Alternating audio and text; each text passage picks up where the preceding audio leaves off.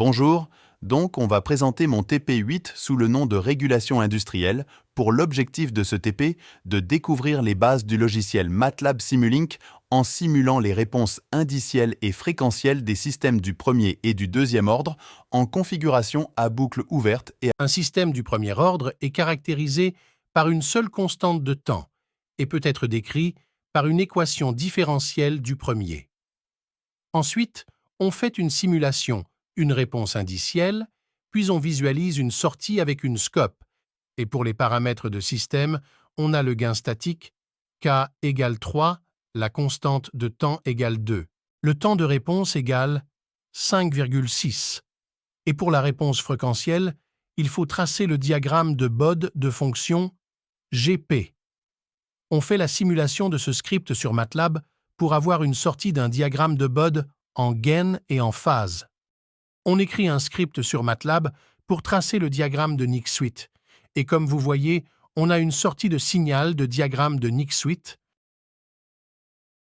Deuxièmement, soit la simulation de système deuxième ordre sans correction en boucle fermée, on établit une étude préliminaire pour avoir les paramètres de système et on rédige la réponse indicielle pour visualiser la réponse de système avec scope.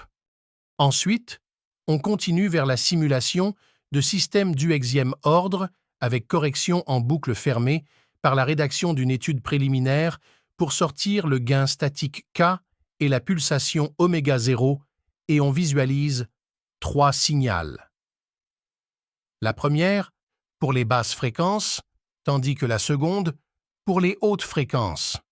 Et pour la simulation avec Simulink de la réponse indicielle de système de deuxième ordre, on visualise la variation de gain statique Kc avec le scope et pour la réponse indicielle de gain statique Kc égale 99, on visualise un échangement et régulation au niveau de la courbe.